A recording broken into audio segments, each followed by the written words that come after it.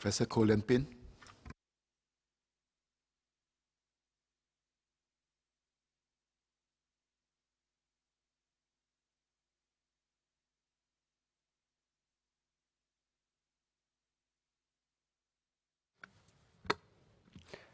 Mr. Speaker, first, allow me to declare my professional interest in this issue as a professor and director of the Center for Nature-Based Climate Solutions at the National University of Singapore. I stand in support of this motion.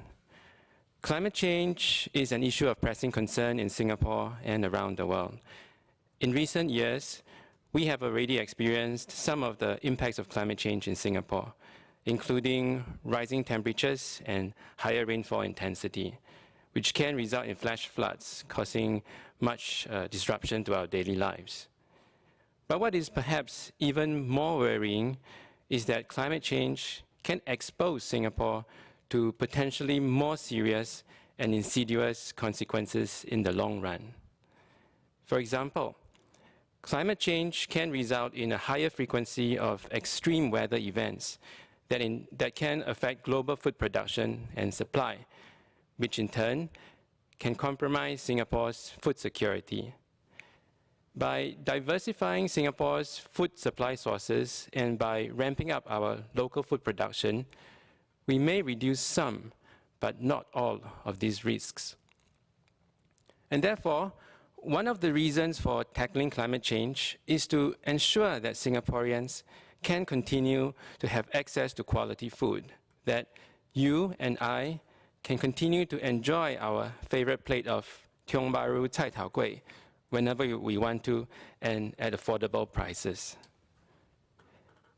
The climate change we are experiencing today is the result of rapidly increasing concentrations of carbon dioxide and other greenhouse gases in the atmosphere.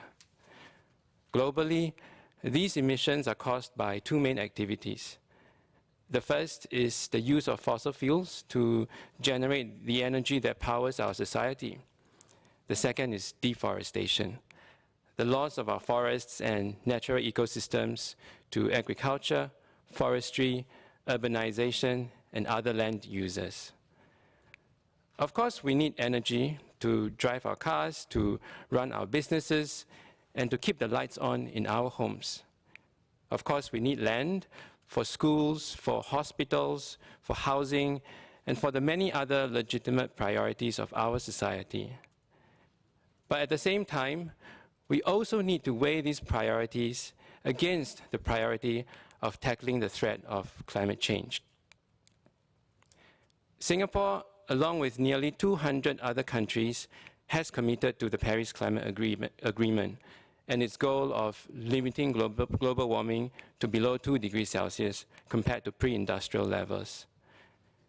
Achieving the Paris climate goal is key to reducing the risks of long-lasting and potentially irreversible climate change impacts. According to scientists on the United Nations Intergovernmental Panel on Climate Change, we may have only 3 decades or less to draw down our emissions to net zero for us to achieve the Paris climate goal. And when it comes to tackling climate change, mitigation is at least as important as adaptation. Because whereas climate change adaptation is like learning to live with the disease of climate change, mitigation is preventing or treating the disease itself by tackling its root cause. In terms of climate change mitigation, Singapore can do our part by setting more ambitious, science-based targets for 3 key outcomes. First, we urgently need to reduce our emissions from the use of fossil fuels by transitioning to renewable sources of energy, increasing our energy efficiency, and cutting down on waste. Second, we need to protect our remaining carbon-rich forests and ecosystems and avoid further emissions from deforestation. And third, we need to start capturing and removing carbon dioxide from the atmosphere. To achieve these outcomes, we need to invest in the research, development, and implementation of both human-engineered and nature-based climate solutions, including forest conservation and reforestation. Achieving these outcomes also requires us to work closely together as a society. The Emerging Stronger Task Force, co-chaired by Minister Desmond Lee and Mr. Tan Chong Meng, is an example of a much-needed government-corporate partnership.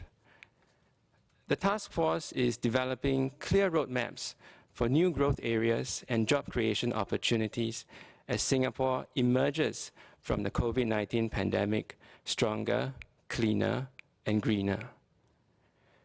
We also have many government-people partnerships, such as the Peers Network, SG Cares Community Network, and Youth Stewards for Nature.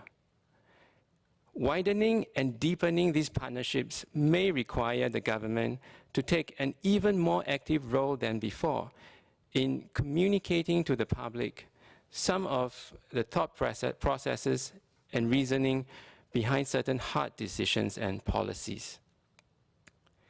Nurturing such partnerships may also require the government to be even more receptive to feedback from the public on the changing needs and priorities of society, especially with regards to climate change, nature conservation, and sustainable development.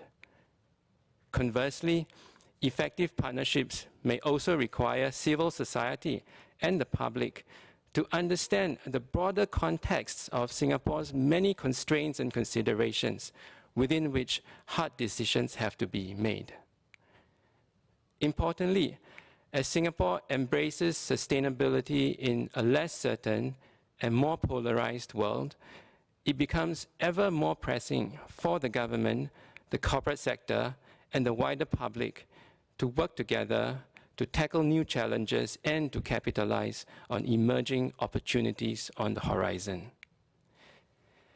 I will be 45 this April, maybe still considered young by some members' standard, but old enough to have been a child in the late 1970s and early 80s. I still remember back when I was in primary school, Bukit Panjang Primary School. My parents brought me on my first overseas trip to Sydney, Australia, during one of the school holidays. When the Australians we met heard that we were from Singapore, they spoke very highly about Singapore's reputation of being clean and green, of having the world's best airport, busiest seaport, and so on. And I remember the immense pride I felt as a very young Singaporean. I think our youth today are ready to be even prouder of Singapore, especially if Singapore takes seriously and demonstrates global leadership in the many causes that our youth care deeply and passionately about, including climate change. Now, of course, climate change is a problem much bigger than Singapore. But tackling this problem is also an opportunity for us to be part of something much bigger than ourselves and be proud of it. How much is this national pride worth? To me, it is priceless. Mr. Speaker, I support this motion.